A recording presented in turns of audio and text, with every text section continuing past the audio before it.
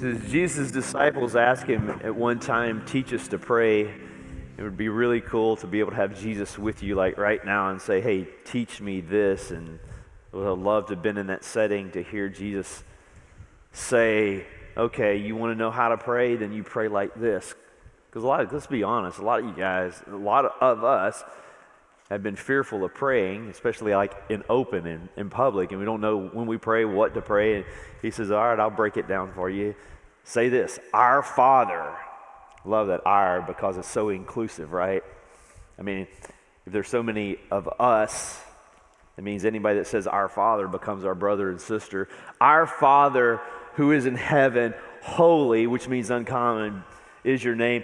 Then he said, I want you to pray this, your kingdom come. Your kingdom come. Your will be done. Where? Let your kingdom come right here on this earth, right here in this church, right here on Major Drive, right now, as it is in heaven. Let your kingdom come on earth as it is in heaven.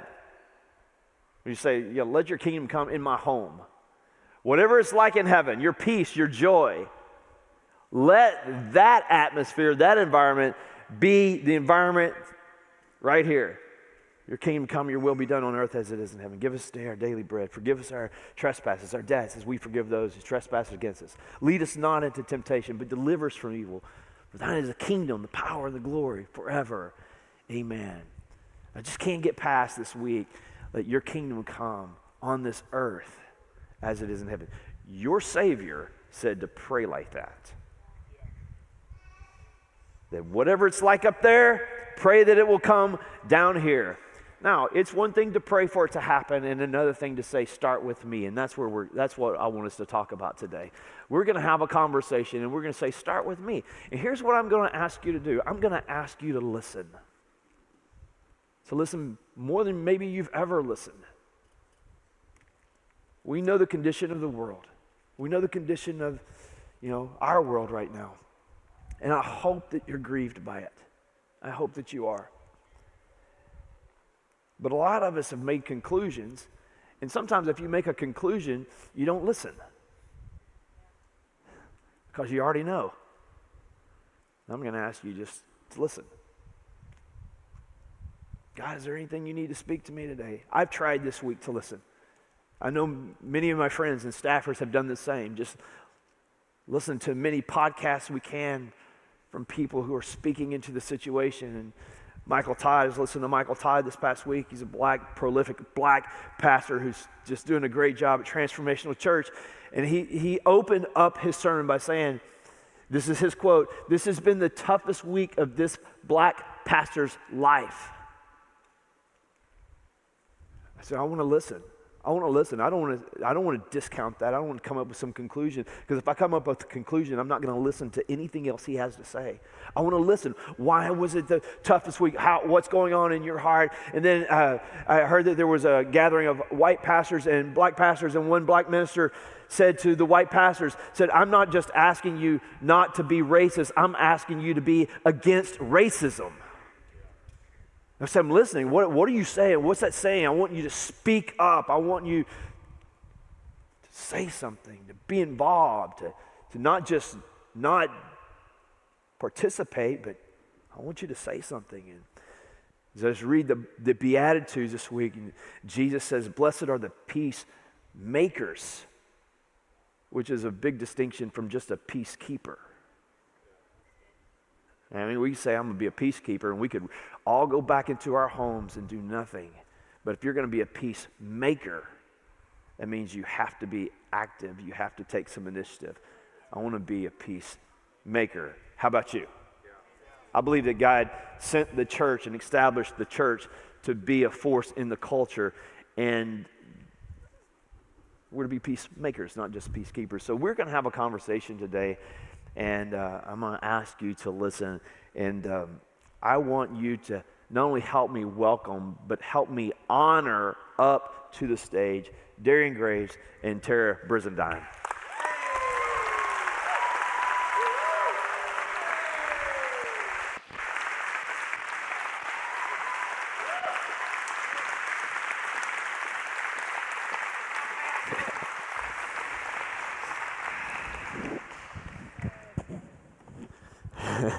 Darian is our PYA pastor. He was fresh out of Liberty University and moved down here for a job at KFDM and then ended up on staff at Praise Church. What a great story, a great journey. How many years ago was it since you moved down? July of 2018, so 2 years, and about a month. Incredible. Tara's been here a while, long while. How long? 2000 We came to Praise March of 2005, so 15 years. But I've been in Beaumont since about April of 2004, so I've been in Beaumont 16 years. And I'm officially a Texan, I think. After 10 years, don't you just get like a stamp of approval or something? I think so. Yeah, and Tara's on staff as our creative administrative... Yeah, something like that. Administrative administrator. That's what she is, our administrative administrator. But I've asked these guys. We met together Tuesday, I believe it was, and we talked because I wanted to listen. It wasn't for me to talk, but just to hear. And it was so rich that I wanted to bring you into the conversation so that you could listen as well. So, honestly, we're a little, not nervous, I wouldn't say nervous, but we come with a little pause, right? Not knowing exactly what to say, but our prayer prior to the service is that the Holy Spirit would lead the way, and that what needs to be said. So we're just going to start with Darian. Darian, I want you to tell us about yourself. Tell us growing up, whatever you want to tell us. Yeah. So I grew up in Atlanta, Georgia. It's incredible. I love it with all my heart. But the thing about the South on the East Coast and the difference between South and Texas is it's like the heart of racism. And here, it's obviously maybe more prevalent to you guys, but back home, it's a lot different. So I grew up in an all-white neighborhood, meaning like I was the only black family in the entire white neighborhood. And for me growing up, that was something that I didn't understand because I was like, oh, well, these are my white friends, these are my Hispanic friends, these are my black friends. But as I was getting older, I grew up into an all-white elementary school where I was probably one of 5 black kids growing up. And then my middle school, the same. And then my high school was a very diverse high school. But in and through that, there's a thing that I had to understand, which is that I am black, and you guys are white, and my school was white. And for me, that was probably hard because I just wanted to see everybody as just my friends. And the reality of it is the only way that I could be friends with a lot of those people and their parents or be welcomed into their house was if I was not like all the other black families or black kids that they grew up with. And I didn't understand that until probably I was in high school or whatnot. But the term that was used or the wording that was used is you're not like all the other black kids that I know.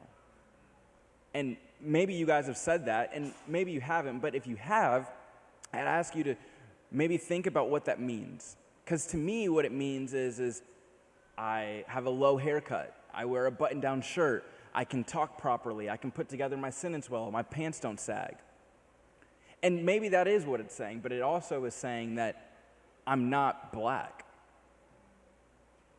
And I'm proud to be black. I love being black. It's great. But it also comes with the other end of it is it's hard.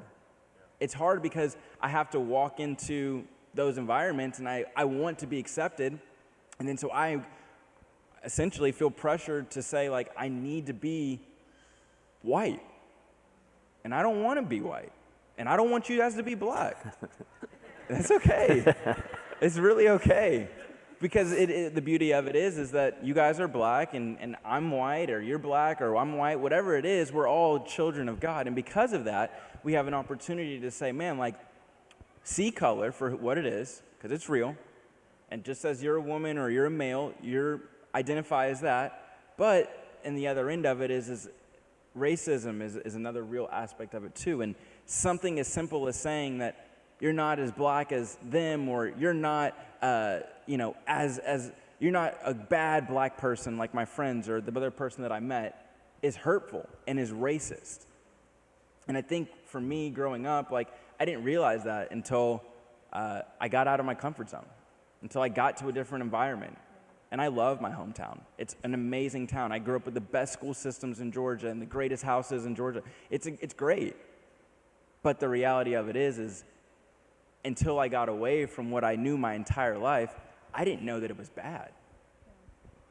And I think, like today, the conversation that we have is just so opening, because for black people, they don't know that they're racist until they get out. And white people might not know that they're racist until they get out. And I love that this church is saying, like, let's start the conversation, because you guys might not know what it's Right. like. Yeah. And I don't know what it's like. I mourn and I feel for what it looks like to be white right now. Scared, don't know what to say.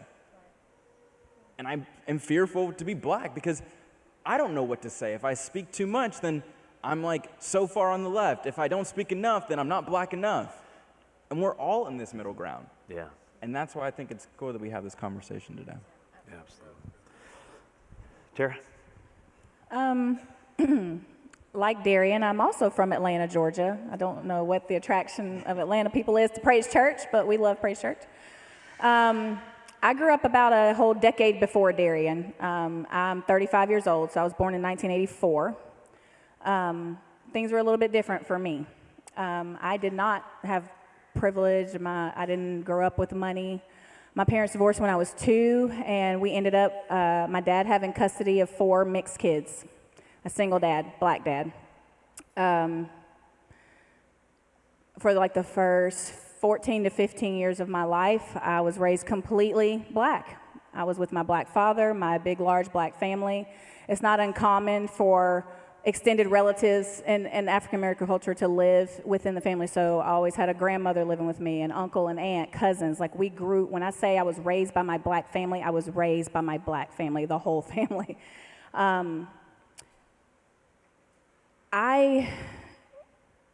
I'm being completely honest, my first experiences with racism were actually from the black side, because I was the only one that looked like me in a room full of dark-skinned people. And sometimes I would almost have to bring my dad with me to say, look, see? You know, I would have like teachers that would be, and I grew up all black schools, all black church. Shout out to United Holy Church, Cobb Memorial. I would have to sometimes like I would have a teacher be mean to me, and I didn't know why. Like, I'm making all A's in your class. What's the matter? And she would be so mean. And then my dad would come in for a conference, and like, she completely changed. Like, oh, I can accept Tara now. I would have, young black girls write about me on the bathroom wall about wanting to cut my hair, and I just didn't understand. Like, I'm like one of you guys. I don't understand why you're not accepting me. Look, my dad's black, but I was just never black enough. I was never good enough. So when I hit about, like I said, I was going into 8th grade. I want to say I was about maybe 14, maybe Savannah's age, my daughter. And I moved down to Savannah, Georgia to live with my mom. And although my high school was diverse because it was right off of a military base, and Savannah is a diverse city, but just because diversity exists doesn't mean everyone gets along. So although it was a new diverse, high school, everybody was fighting about, there were literally razor blade fights on my school bus against the blacks and the whites. I was a mixed kid, but a black family moved in across the street from me, and literally a cross was burned on their yard. I'm not kidding. That is a real story. So yeah, that's kind of my experience. I've experienced it from both sides my entire life, and I don't really know any different. I feel like as a biracial person in the South, I was like born to be hurt. I don't know any different. I don't know what it's like to be white enough, or black enough, and that's just my experience, So first 15 years with your dad. Yeah. And then thereafter. Yeah. I lived with my mom through high school, and then I moved pretty much fresh out of high school. I met my husband, David, and we moved over here. I've been in Texas, like I said, since 2004. So with my mom, we were still very lower middle class. I mean, we lived in a double wide. It wasn't like we had a bunch of money. And then moving here, David and I have done well for ourselves. So now we're in Lumberton, Texas with this like upper middle class life. And my kids don't go to school with very many black people. There's a few mixed kids in Lumberton, but let's be honest, there's not a lot of black kids. So yeah, that's kind of, I feel like I've just lived in like all the worlds and can see all the sides. And that doesn't make it easy to be able to see both sides. It really is, it's almost harder, I think, sometimes.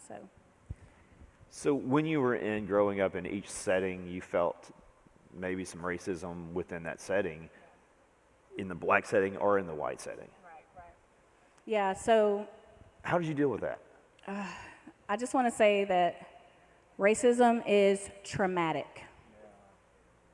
I want to say that again. Racism is traumatic. One word can stick with somebody and stick in their brain for the rest of their lives. And every single time they remember that person or that situation, it raises it back up. And I'd say that to say, I'm going to tell you a story about something that happened to me when I was 12 years old. I was having a friend spend the night at my house. Her name's Camila. We were having just a sleepover, and we asked my dad, hey, Dad, can we go to the store and get some candy? So we go, okay, yeah, no problem. We all hop in the store, driving down to the gas station to get candy for the sleepover.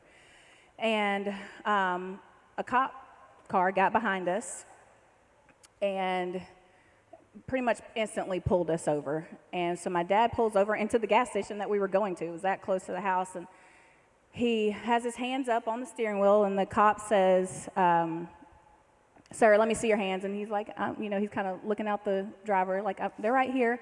Step out of the car, sir. And he grabs from the inside, and he pulls, and as soon as that door opened wide enough, I won't even say he had a chance to step out of the car. As soon as the door opened, the cop reached out, grabbed his arm, and threw him to the ground. There was no, sir, what's your name? Where are you going? There was no, can I see your license and registration? There was no, do you know why we stopped you? I never heard those words. He was instantly on the ground, and then within like seconds, I don't even know where they all came from, there was about 3 other cop cars, and myself and my friend, we were about 12. My brother is 2 years older than me, so he was about 14. He's in the front seat. And they are all pointing guns at my father, and I am sitting in a back seat, and I'm helpless. I cannot do anything, and I'm just screaming, please stop, we didn't do anything. We're just like getting candy. You're 12. I'm 12. And my daddy is literally on the ground like this, screaming, don't shoot, don't shoot.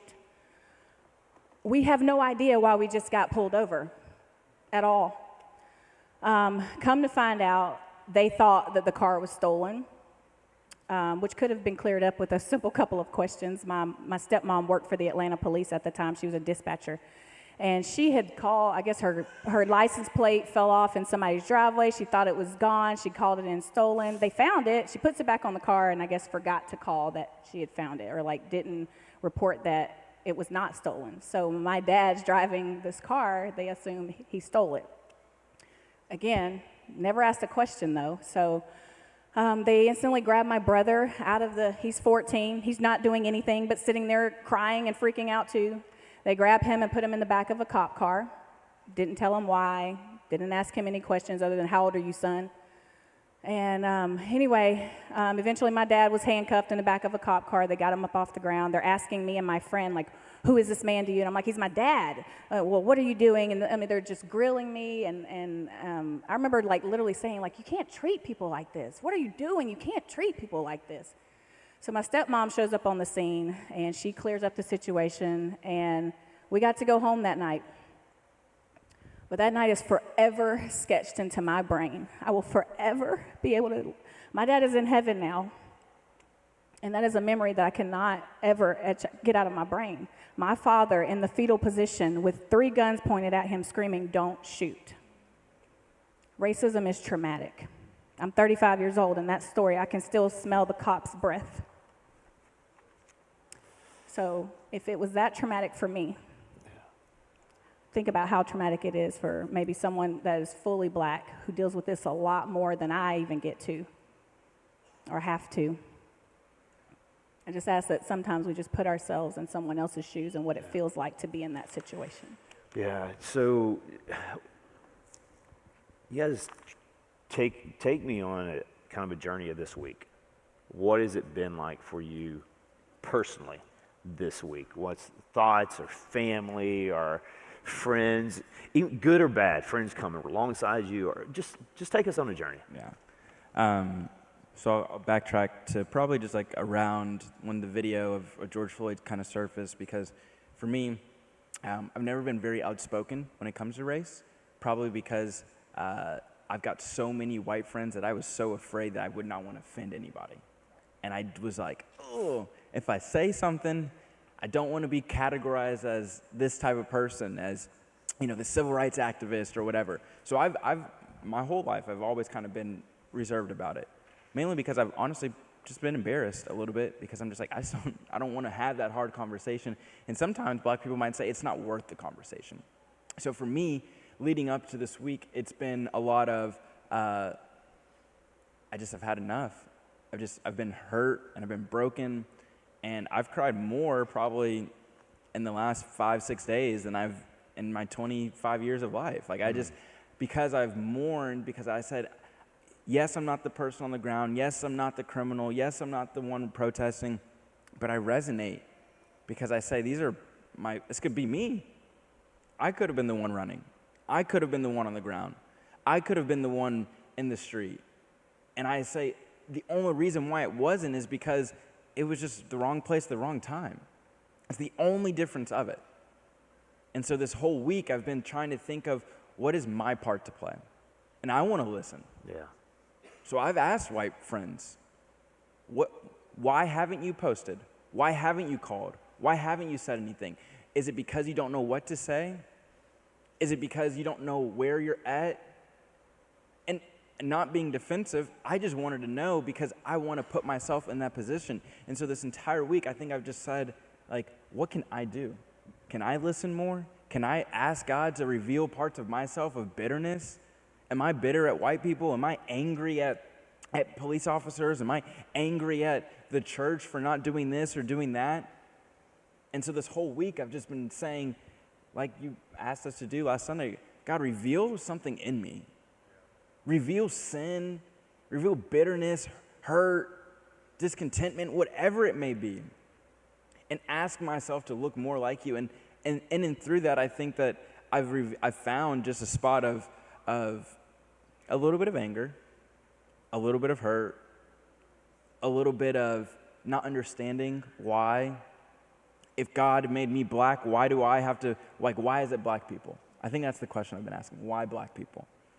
And I've been asking, why are black people protesting? I've been asking, why is this happening right now in the midst of a pandemic, in the midst of everything? Why, God? I've been asking a lot of why, God. And to break it down, I think it's happening because of sin. Yeah. There's sin in all of our lives, and it's a sin problem. Yeah. All of it is sin. And we'll never get rid of racism without the removal of sin. And so once I identified what sin was in my life, I asked for PYA. And I think PYA, and Tuesday I just want to brag on them, obviously, because of that. But I have gotten so much support, and I've been so proud of every black person, white person, Hispanic person inside of Praise Young Adults, 18 to 25-year-olds, because they have stepped up and just said, man, I want to listen. Not only that, but they've started having conversations.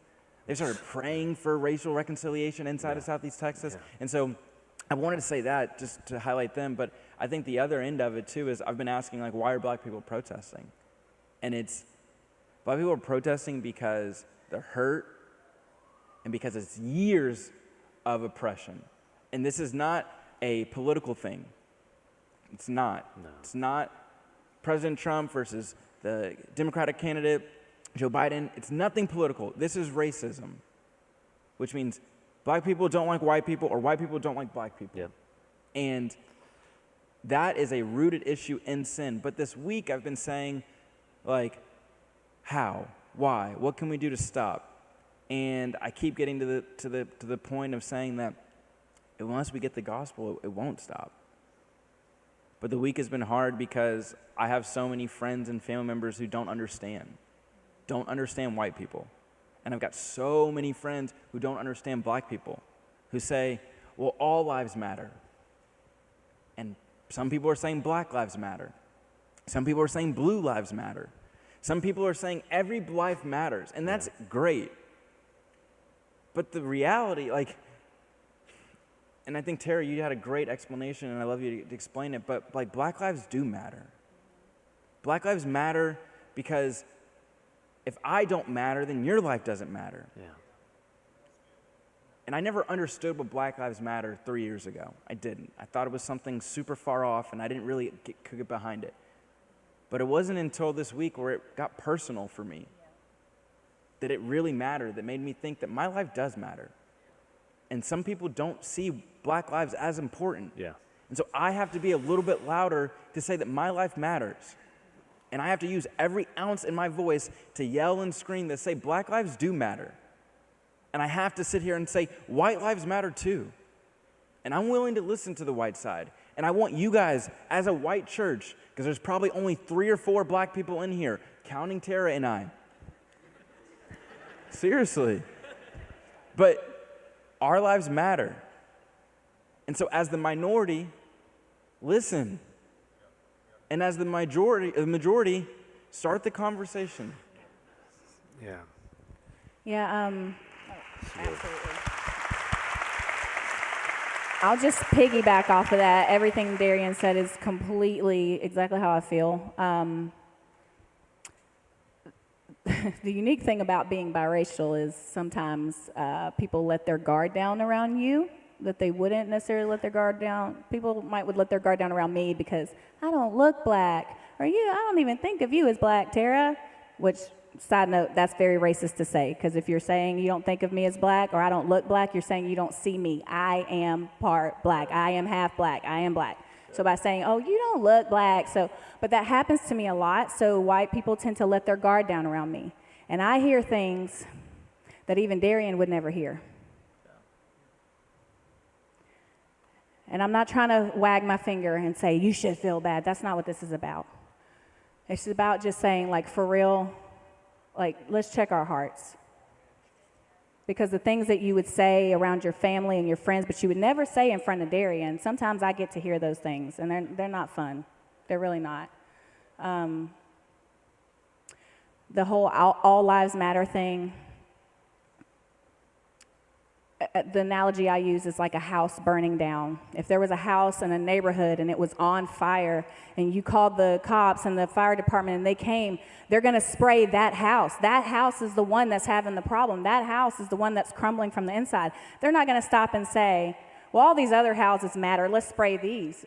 No, obviously those houses matter. It's a neighborhood. But like those houses don't matter until we fix this problem at this house. This house is the one that's crumbling. This house is the one that, is literally falling apart from the inside, crying out for help.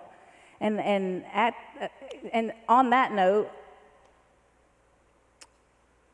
a riot, the protesting, all of that is the cry of the unheard. That's actually a Dr. King quote. Riots are the cry of the unheard. I am not condoning any sin that comes out of anger, but I understand the anger. Yeah. I totally understand how it can build up to that point. Our family members are dying. We are scared for our future. Like I don't have to have. I get the privilege, because I am half white, that I don't have to have the same talk with my son who's got very light pigment and probably has no idea. You have some black in you, just in case you didn't know. I don't have to have that same conversation that my sister has, because my sister's son is Darian's complexion. They are first cousins, y'all. First cousins. And I know that I wear a crown of privilege, that I don't have to worry about my sons the way that my sisters have to worry about my nephews. That is what we say by privilege. And I can honestly say that I have it because of who my mother is. But I don't want it. I don't want it. I don't know if I'm making sense or if I'm just rambling. But you wouldn't say to a person who had cancer, if a woman had breast cancer, you wouldn't say, well, I'm sorry, but all cancer matters, so your cancer is just not as, all cancer. You wouldn't say that. So don't say that. Just... it's like the golden, if you don't have anything nice to say, don't say it at all, I guess is kind of where I'm at. But I do want to champion, like I said, this is, for me, it's not about finger pointing or shaming anybody. I want to speak life to all my white friends and family here who have come alongside me. Thank you. You have no idea what it means for people who don't look like me to say, Tara, you matter. Like your heart matters, your history matters, your opinion matters.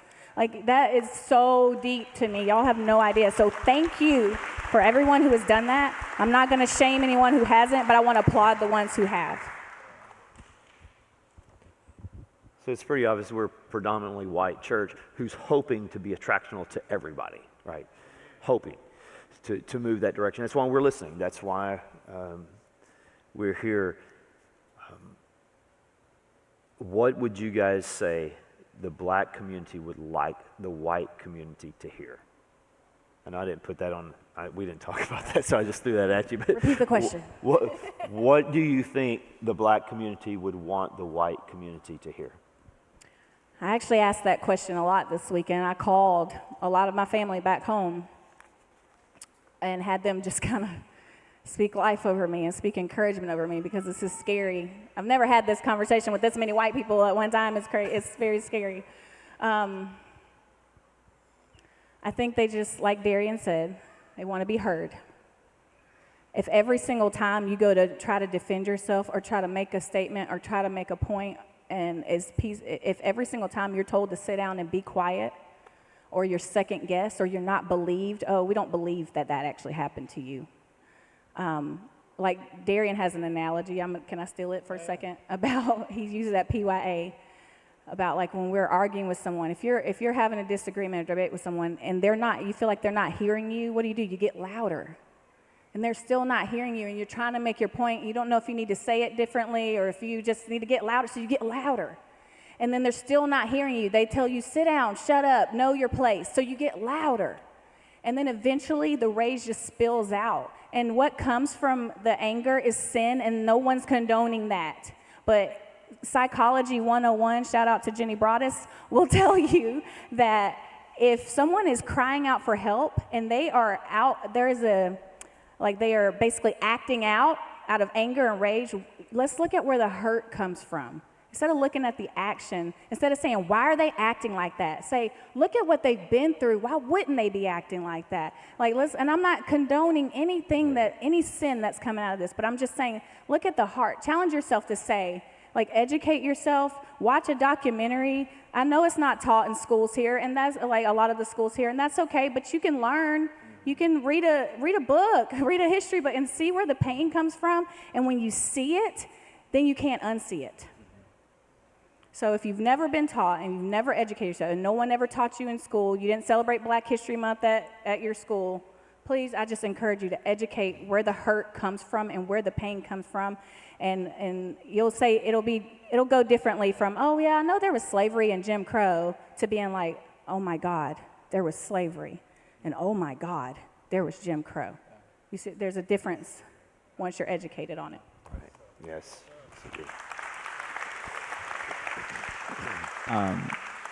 I would say to learn the history. I think that's a lot of Black people right now. It's hard to maybe understand what's happening now if you don't know, like you were saying, the past. Emmett Till, Rodney King, some of these things that feel like such a long time ago, but were not that long ago. Honestly, probably maybe some of your grandparents or your parents were in this room, witnessed these. Yeah. And so for us, meaning Black people, those are the parents that I talk to. I talk to their grandparents. I grew up around those people that grew up, maybe didn't understand that it was wrong. And I always say this, is that you're not born racist. It's taught, maybe something you're taught or you're around, but sometimes I can't blame somebody for being racist if they don't know that they're racist. But I can blame you for not choosing to learn the other side. That's a choice. If you never blatantly decide to say, I want to educate myself, that is the hurt. That's the problem with it. And I would say that, what I would hope that this conversation starts is that you would go from here, and that you, if you have a black friend, you have a black coworker, you have a black family member, whoever it is, reach out to them. Because I promise you, like, there will be some sort of like word vomit that will come out. Because if you ask me, I'll be like, man, I will tell you. And I would want to ask you the same question. But right now, black people just want to be heard. Like, maybe drop your pride and just say, hey, I know this is super uncomfy, but can you just tell me what it looks like to be black? And they will laugh. It will be an awkward moment for a second, but they'll enjoy that, and they will appreciate you and respect you. And what it's like to be black is, I'm sure maybe some of you guys have ever walked into an all-black building or an all-black restaurant, and you're the only white person in the room. You feel really uncomfortable, like you should not be there. That's what it feels like right now. Yeah. Room full of white people and just a couple of black people. Doesn't feel like I should be here. But I know that's not the case. I know you guys love me and you care for me, yeah. But that is the reality of what it looks like to be black every single day. You walk into a room and it's majority white, and everybody looks at you, they stare at you, not because of something of you did, but because of years and years and years. And so it makes black people feel like they have to be on the defense. Yeah. And sometimes black people get defensive, and they yell and they scream. And white people get defensive, and they yell and they scream.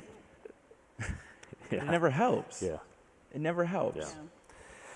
So my concern, I shared this with you before the service, my concern is that everybody who says, I'm not prejudiced, right? Because nobody wants to identify. No one was going to say, how many of you guys are in here selfish? Like, it's like, oh, I'm selfish. How many of you guys have been watching porn this week? He's like, yeah, I was watching porn. You know, it's like, how many of you guys are just filled with anger?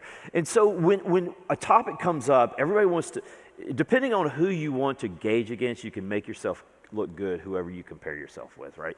But my concern was that we would come in here and everybody say, I'm not prejudiced because one time I went out with a black family and ate, or one time I had someone over my house, or I'm not prejudiced. No, it's like that stops us from what I think would be the cure for our world. How can we put together a plan? How can we ask anybody in politics, our government, to come up with a cure? There's no way to put up a 1, 2, 3 thing like this is going to cure the world. But we do know this, and this is what Jesus taught. Look, that's the person we want to follow right now, right? We want to follow Jesus. We want to use him as our example. When he says, go to your heart, every single person in this room. Not to say, I'm not racist. No, to say, God, if there's anything in me, show it to me. You ever had blind spots? You ever had someone come up to you and say, hey, you may not be recognizing you. This is how you're making the family feel or what's going on? Could you at least get out of and I'm going to speak to your white community for a while, and just say, has there been anything in me that shouldn't be there? It's not pleasing. That's why last week, there's 3 things I shared last week, and I want us to talk about it and I want you guys to join in if there's any commentary on that. But first thing is that pray, search my heart, oh God. That was number 1, search my heart, because it's not going to, it'd be like, I want to change the world, but I don't want to change myself. G.K. Chesterton responded to the newspaper. The newspaper asked, what's wrong with the world?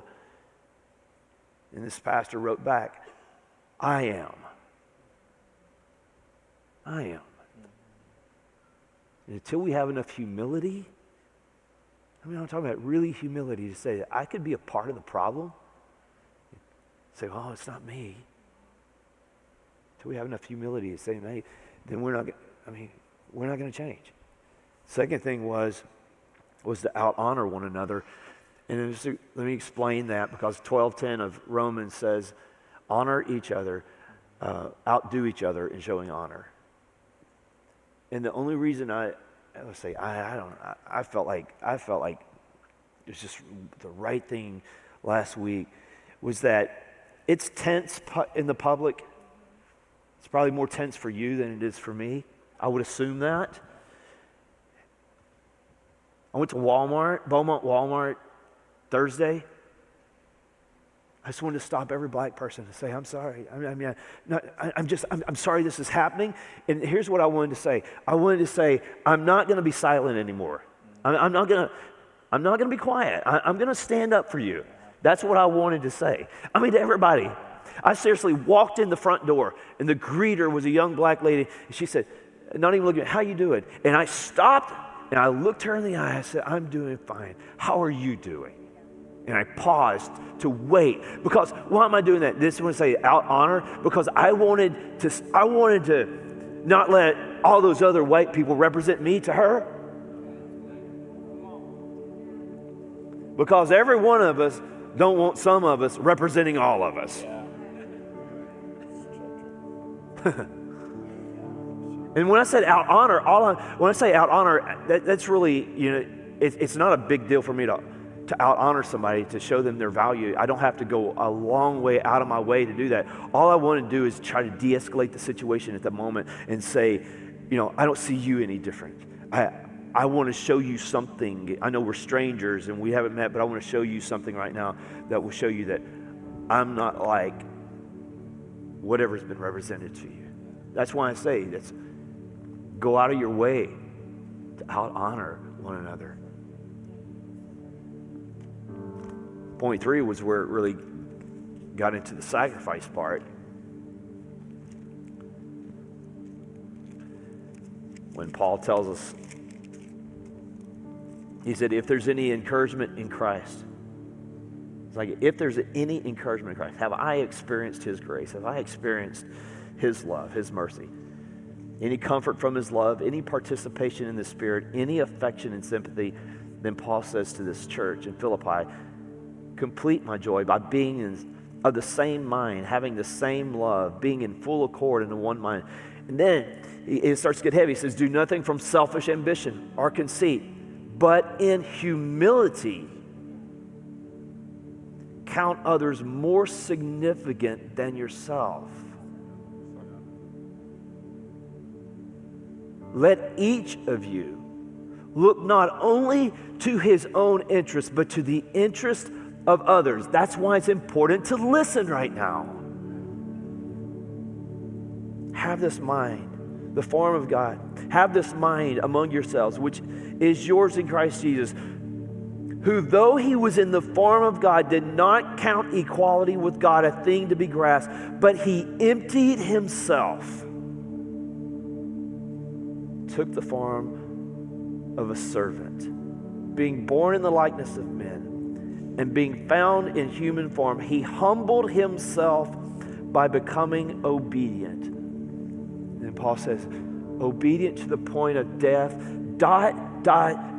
even death on a cross. What Paul, because they saw crosses back there. They saw how ugly it was back then. We have no clue right now. He wanted everybody to know that this God-man removed all of his privileges for the sake and the interest of his brothers and sisters, and made himself a servant to the point of death. Paul didn't leave it hanging, even death on the cross. It's like, now that's where it gets difficult. It sounds good right now. That's your Savior. That's who we rally around. That's who we serve. You guys want to add anything to that? Start winding down. Yeah, I think you said it really good. I'm really cold. Sorry, I'm shivering. Me too. I would just encourage you not to deflect, not to defend, and not to deny. Don't point the finger somewhere else when what we really need to be looking at is the heart issue of racism. Let's not look at all the other things, because really it's a heart issue of racism. And that's like a battle of good and evil, not left wing, right wing, not Democrat or Republican. It's a heart issue. Don't deny that it exists. Just because it's not in your world, in your little bubble, doesn't mean it's not happening. Yeah. I've never seen $1 million, but somebody out there got it. Like, just don't deny it's happening because you can't see it. And the last is, don't defend it. Don't say, well, if y'all wouldn't act like that, we wouldn't act like that. And remember those 3 Ds. Don't deflect, don't defend, don't deny. And I also want to leave y'all with, there's a speaker by the name of Latasha Morrison. She travels with Jenny Allen a lot of times with the If Gathering, but she also has a ministry called Be the Bridge, and it's following Jesus' heart towards racial reconciliation. I encourage you to please pick this book up. It is God-breathed. This ministry is a very, very powerful ministry doing good things. And so I encourage you to follow him on Facebook and learn something. She posts things daily. Read the book. It's great. And Jenny Allen, if you know who she is, like I said, does the If Gathering. She even speaks in this book, and she vouches for Latasha Morrison. So again, just educate yourselves. But we love y'all, and we know y'all love us.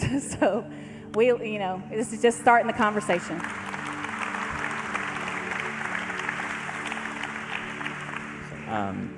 I just say, just listen. Make it a point this week that don't let this be the conversation that you have.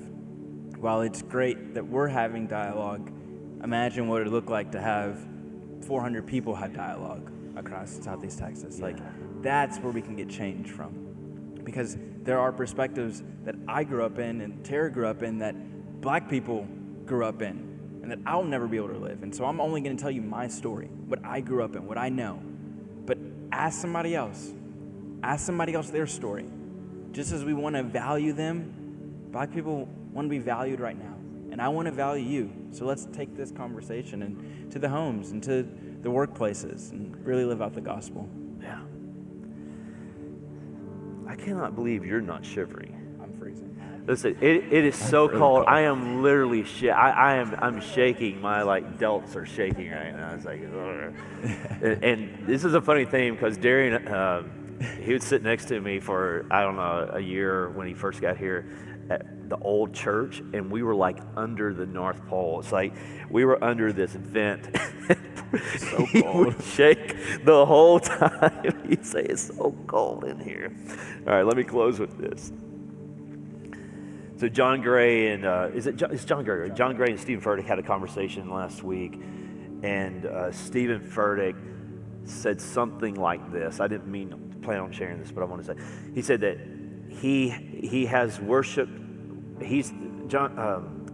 Stephen is the pastor, and he has a worship team that is integrated, and he's got some black friends in his band in the worship team. And he said he found out that one of his friends, I forget his name, doesn't feel comfortable walking his neighborhood without his child, because when he is alone, who knows what could happen. And here's what Stephen Furtick said: "I will worship with him on Sunday, but I won't share his pain with him on Monday." No, Praise Church. That's not the church we're going to be. We rejoice with those who rejoice. We weep with those who weep. We are family. We are family.